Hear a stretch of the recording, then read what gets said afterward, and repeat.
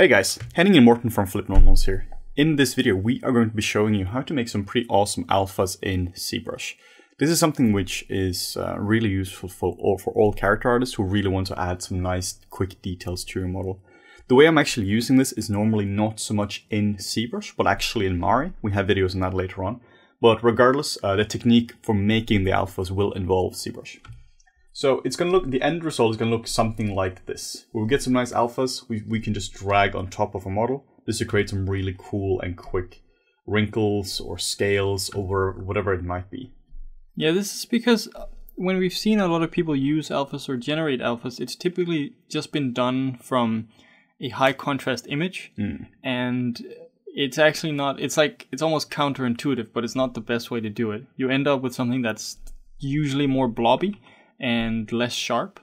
This does require more effort, as you kind of have to go in and do some sculpting on your own and like really pimp it up, but you end up with alphas that are super crisp at the end. You really do. This is the way I've been doing it for quite some time in production now, and it just gives you really nice and sharp alphas. So let's just jump into Photoshop first. So we're going to be grading our maps in Photoshop, and then we're going to take them into ZBrush to sculpt them up. We're going to apply the map as a displacement map and really sculpt them up here. So let's look at what we're working with here. First thing we have to do is we have to get some good images. We need images which are very neutral in terms of lighting, and we need them which are high res enough. Normally we're just going to be using a region of image. So we're just going to be doing like a region like this, which is really nice. We can go to textures.com. This used to be called cgtextures.com. And under the animal section, they have a bunch of cool stuff here. One of my favorite ones is for elephant, and you just have a bunch of cool things here, such as close-ups. And when you're just looking at these, it's really easy to assume that they're all awesome and ready to be used here. But this is not the case. Something like this will be terrible for actually making alphas, at least parts of it, because the lighting has been baked into it. You really want something which is nice and neutral. Let's look at an example here. So we have the bad example. So this is an example where you might assume that this here is fine, but it's really not. So the way this here works when you're making a map here is that you have, so we can get the paint tool out here. Let's just make a nice little color. So everything which is white will go out, and everything which is black will go in. So if this here is the mid value, white will go up here and black will go in here. So when you have something like this region here, it's not going to give you a nice curve like this. It's going to do this. Everything is black is just going to cut it off. You want your curve to go like this, but it's just going to cut it off.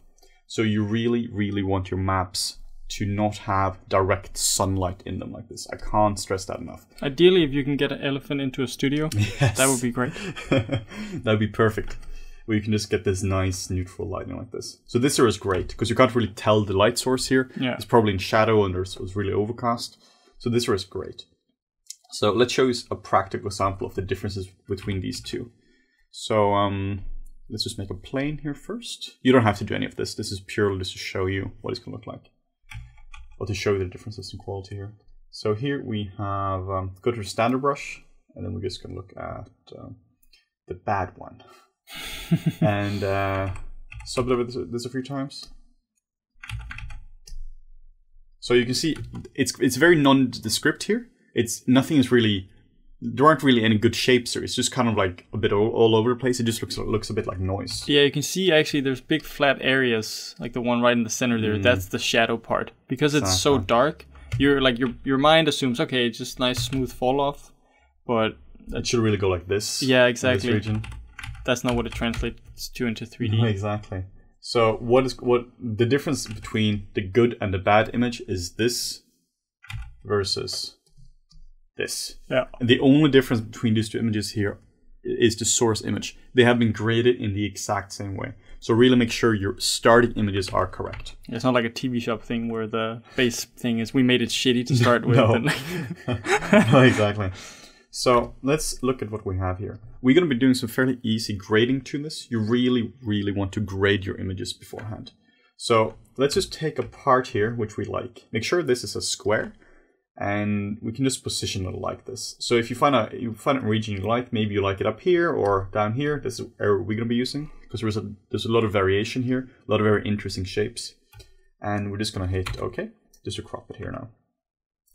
So the first thing we're going to be doing here is we're going to do a high pass on this. High pass is the best thing ever. High pass for textures is fantastic. If you go to Filter, Other, and High Pass, what you're going to see here is it's equalizing everything to around 50, 0.5 or 50 as a mid value in gray, and it just gives you these really nice peaks and valleys here. It's really, really nice for grading textures. So we are going to leave it fairly high value for this. And what we're going to be doing is we're going to be layering these on top of each other, and we're going to be blurring them quite a lot. So let's just desaturate it as well. Control-Shift-U, because we don't need any color in this. So this has been high passed once.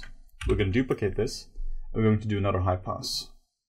And we can set this to a lower value, like this. So you now see all the details are sharper, like this. Yeah, and if you were to apply this in ZBrush right now, you would have a more flat image, but you would have like these crisp cuts into it. Exactly. And then we're going to do duplicate this, the lower one once again. And let's do a high pass value here, which is high pass, and then let's do really sharp here, just so we can really get the different frequencies. So we are now going to be blurring them. This seems a bit counterintuitive that you have to blur your image, because then you are by definition reducing the detail in it. But we'll show you in a bit why it's so important to blur your images. So the bottom one here, we're going to blur the most. Second one, blur the least, and this last one just blur a little. So this one had a big high pass, so we're going to be blurring this. Just filter, blur, Gaussian blur, and you're going to be blurring this quite a lot. So you just see like the general features here, like so. Then we're going to set this one here, and we're going to blur this less,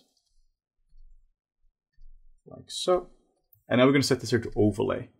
So now we're going to see what happens. We can kind of combine these two frequencies into one, and then on top one now we're going to blur even less. So the nice thing about blurring is that it gets rid of a lot of our noise. Yeah. But because we keep these different levels of detail, with a high pass, we can still retain it when we overlay it. Exactly. So now you can see we don't really get a whole lot from the last one here, but we get a little bit here.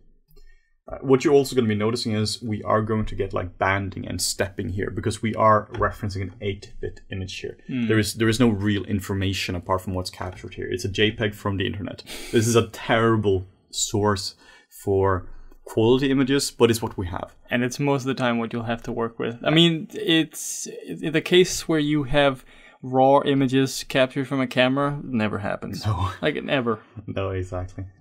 So now we have a base to work with here. You can just experiment a bit with this, disabling certain layers just to see what you're getting.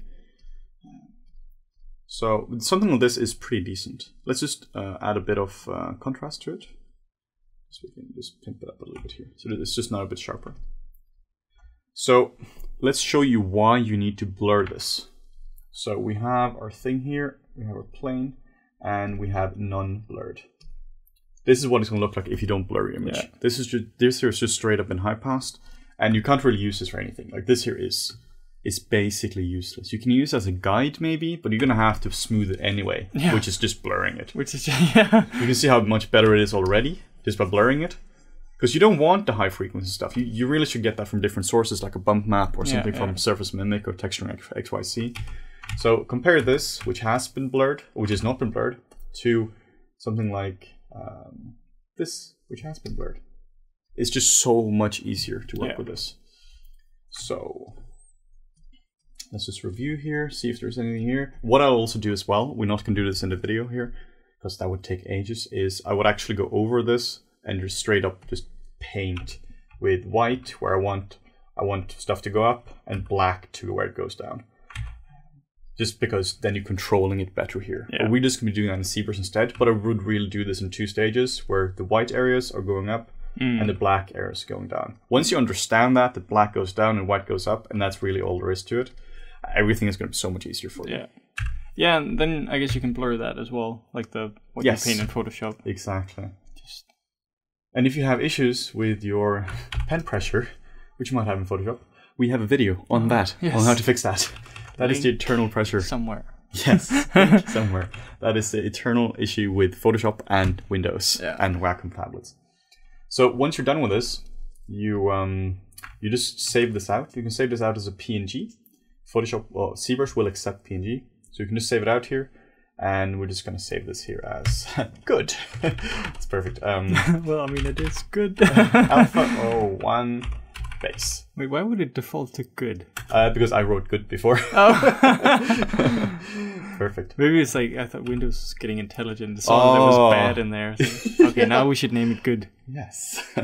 Great job, Windows. You also want to see the size of this as well. So this is like 700-800 pixels here. The final map is going to be around 1000 by 1000. So a 1K map. You can also make this as big as you wish. Or as small as you wish. Sometimes you don't want all this. Sometimes you just want like one small region here. Yeah. Because you do have a really big map here.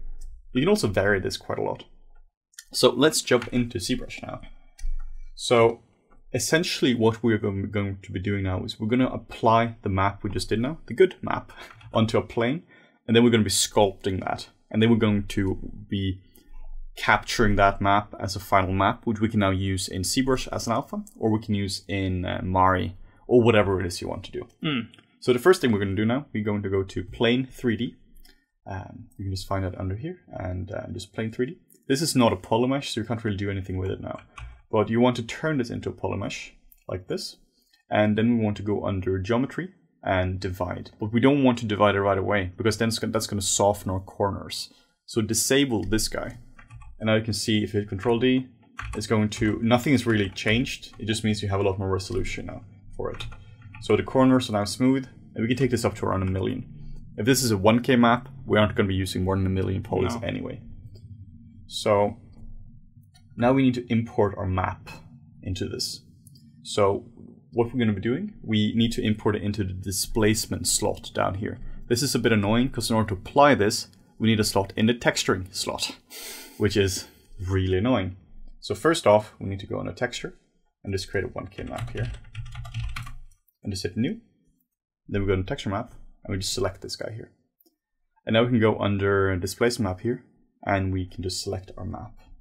Displace Map, import, and we save this alpha 1 base. And now we can set the intensity up here, which goes a bit crazy. It goes quite crazy pretty quickly, but something like 0.01 or 0.1. Let's try this. Yeah, that's way too much.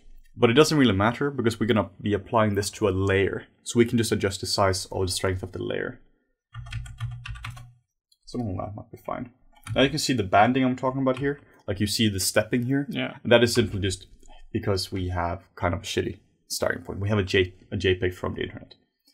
So before we move on, we need to make a layer. So I'm wondering if, like, so because you're blurring it anyway, right? You're applying like you could do that in 16-bit mode, and if you save the blurred ones out as a Photoshop file, maybe that would solve it? Maybe. Because then it would be 16-bit. Maybe. You guys should try that. Yes, try that. If you guys have any better ways of doing any of this, let us know. Yeah. This is the best to our knowledge, but I'm sure there are definitely better ways of optimizing this. So we go to layer. Now we have a layer here, and we need to apply the displace map onto this. So we just hit apply displace map, and now you can see this went off here, and now we have actual displaced geometry here. So this is why it was so important that we graded this properly in Photoshop beforehand, just because now we have a nicer map here. Yeah. And so if you want this here to be a bit softer, just blur it a bit more. You can just very easily take the different levels and just blur them a bit. So then we go to layers here, and I can just disable and enable it. One of the cool things about a layer is that you can now just paint areas out with a morph target, which we're going to be doing a bit later on as well. So I just want to soften everything up. Again, just blur everything just once more. Make sure you're in recording mode, and just blur it a bit more. You really just got to blur it more than you think, because you still have the banding here. And then we are going to go into Damn Standard, and I'm just working on the same layer with this. You can work on different layers, but I just prefer to keep it simple now.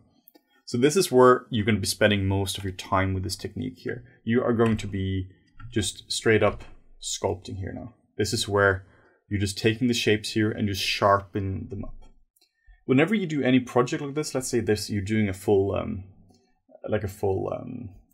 leathery character, or you're doing some kind of turtle or whatever it might be, I highly recommend that you spend a lot of time grading your photos beforehand. The more time you spend grading your photos, the easier the texturing is going to be. Whether it's making a bump map, displace map like this, or whether it's for color maps. Really just spend a few days on that. You're getting those days back easily afterwards. Yeah, and your result is going to be so much nicer. It really is. Because then you're not fighting it. No. Like if you were to use the first map we showed here, the non-blurred version, you're fighting it constantly. Now we can really just go in here and just sharpen stuff up and just sculpt on top of it. Yeah, and the cool thing is, like, doing this, you build up a library of super high quality alphas that you can always use for other projects. Exactly. And most of the time, you really just need like a few alphas. Whenever you're texturing, you end up with like 3 alphas used for everything. One that's concrete, the other one that's probably also concrete. Exactly. So this is where you really just should spend time on it. Yeah. So this is also where you're like, well, why, Henning and Morten, didn't you just sculpt this from scratch? Like, you're just sculpting on top of it anyway. Well, it's because nature has already solved so many of our issues here. It's already solved like this, the direction of the wrinkles here. It solved so many things automatically for us. So why would I do this from scratch when I can just trace an image now? If any one of you watched the long video interview we did with Matt last week, this is exactly what we're talking about. Like, just exploit the work of others. You know, nature has done so much stuff beforehand, and nature's pretty good at doing stuff. So odds are, if you sculpt this just using reference and by hand, you're not going to end up with skin that's folded as nicely as an elephant in real life. No, if you think you can sculpt better skin, leathery skin from imagination than elephant, I mean, you can't. Fact. Fact. Because elephants are pretty good at wrinkly skin. That's kind of their thing here. Yeah. So this is where you can just keep sculpting on this for ages. We're obviously not going to do that. But areas you probably do want to do is, you see here, it's just a bit messy. It's just, you can't really use this for anything because it's just completely ambiguous. So what I prefer to do here, I just go in here and I just kind of make up what's here. Yeah. I usually start off with a damn standard with this, just to like trace in where I want my lines. And then I'll change this to the clay buildup. Just take off the alpha. And just build up the volumes. I think it's just as important to build up the volumes as it is to carve in with the damn standard brush. But you can really see the difference where we've used the damn standard to really accentuate the details versus just the straight up what we have from Photoshop. It really is.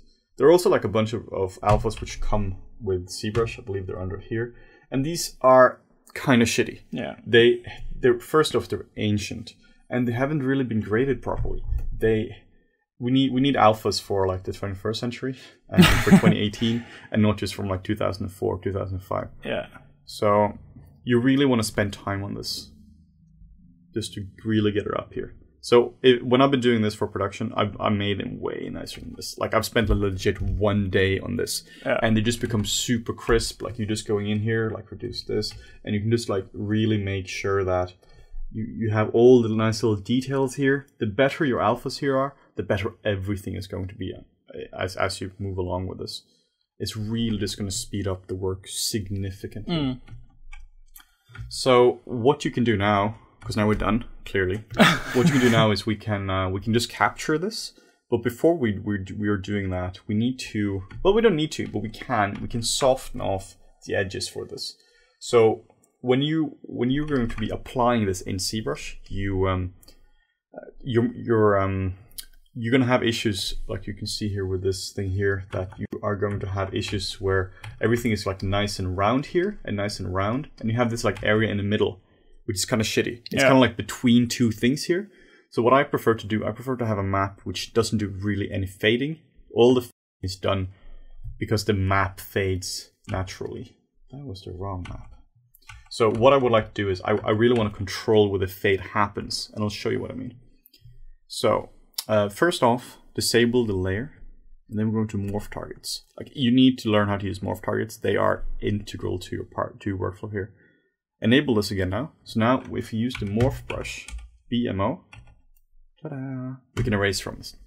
We have videos in this as well, which is just how to erase from a layer. But essentially, make a morph target, and now we can just paint this out here. So what I want now is to create a new layer, and then just around the edges. The reason I make a new layer now is then I can remove my erasing. So just all the way around the edges now, I just want to go and reduce this so that I am in charge of where the map smooths and not ZBrush, because ZBrush will just radially fade it out here. So let's just kind of do a bit of that. And then we can go in here and we can just do this ourselves. We can just decide ourselves where this fades. This is not just a radial fade. We're now working with the map here, just to try to avoid the interference we had before from radial. Yeah, because this way you can make sure that your map can flow nicely. Obviously, it's not a tiled map, but this way it can flow nicely into another map. Exactly. Yeah, I think that's so important. Like this is definitely not tileable.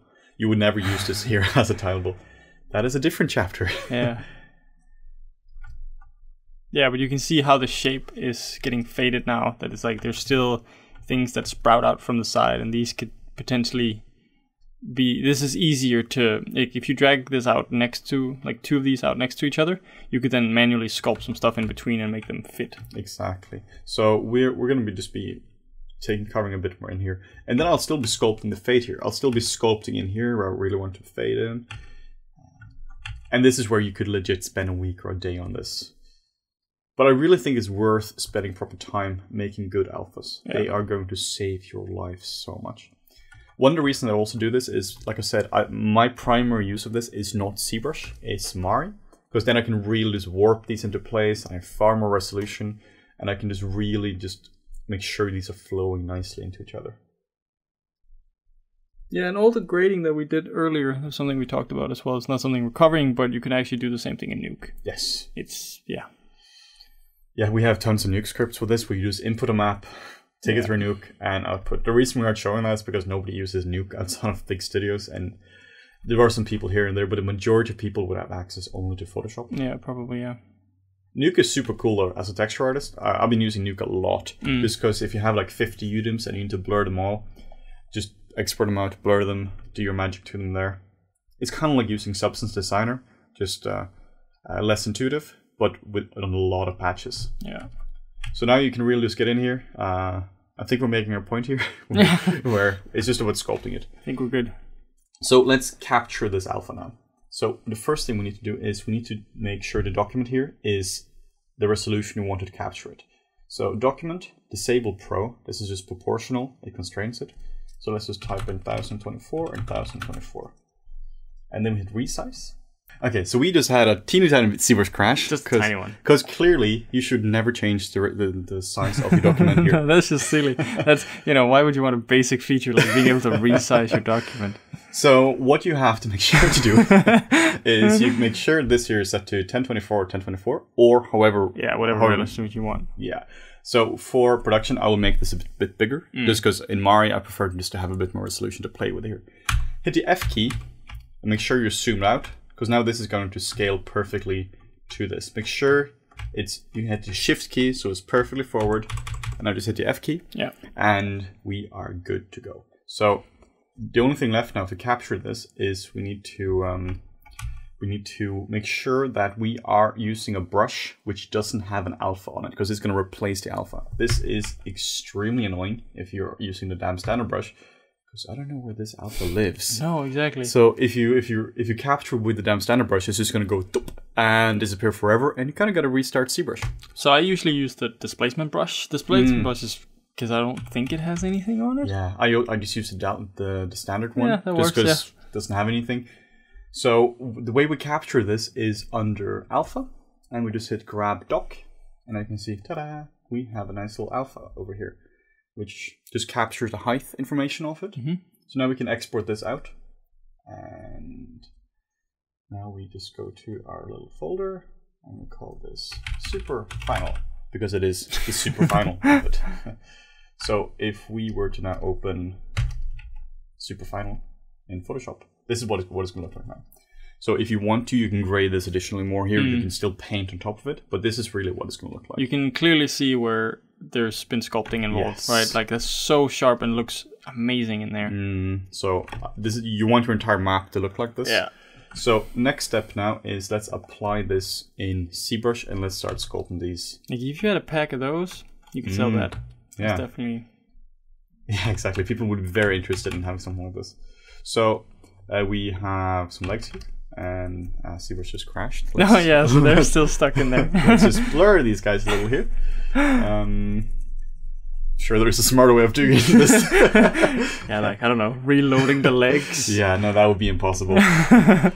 Actually, this is actually a good point though, because now we just blur this here to oblivion. Just by blurring like crazy, you get this like nice mid-frequency stuff here. Yeah, that's actually true. So that's actually kind of a nice little... Because you could put that on a layer and then blur that layer. Yeah, exactly. So what we are going to do now we have the standard brush. Let's just see what happens when we do this. So clearly, the first thing we have to do is we have to change this to the default rectangle. Drag rect. So now we can drag it out here. But you see, I don't really like that it's fading it off here for me. This is what I was talking before. Now ZBrush is like, no, I'm going to fade the alpha for you. Yeah. So you need to adjust this. There are many ways where you think you can adjust this, but what's happening here is you have the focal shift. So what's going on now is you set the focal shift to -100, and now you have a map which is exactly what you're doing. But wait, what's going on here?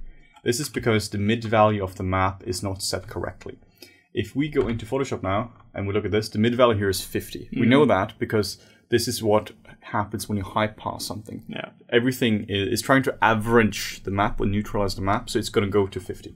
This is actually something you should do for all the alphas that you load in. Just make sure that your mid value, because like when you have the focal shift on, it tends to hide the fact for you, but you can actually see once you start to drag it out, like if you keep the focal shift on, you get this bulge effect. Exactly. When you drag it out on top of your mesh. Let's show this here. So nice.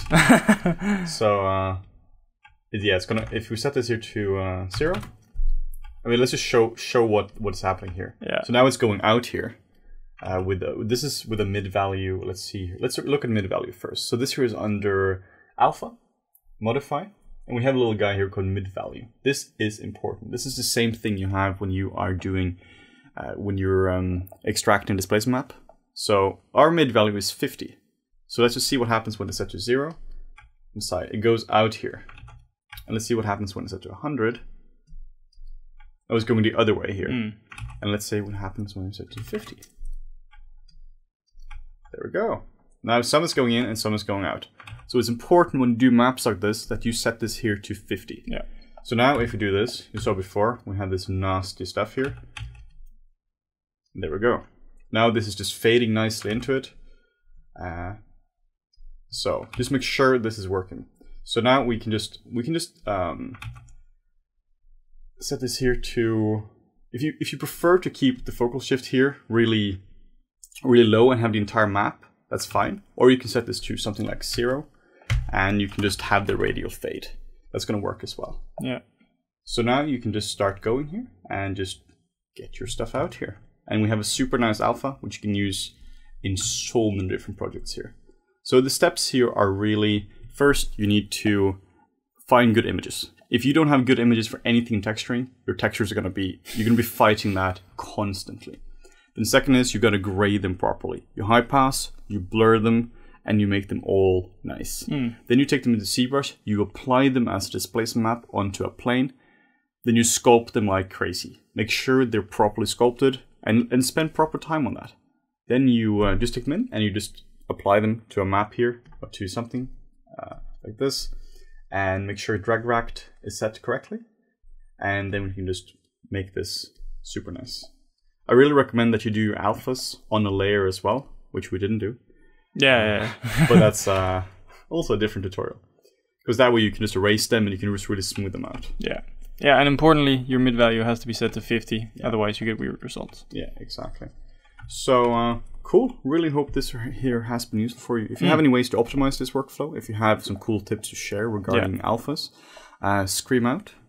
Like I said, I'm mostly using these maps in Mari, where we do have a separate tutorial on how to, not to make them, because this is really how I would do that, but really how to sculpt them in Mari and set all that up. So please check that out if you're interested. And if you want to see more content like this in the future, make sure to like, comment, and subscribe. Thanks, guys.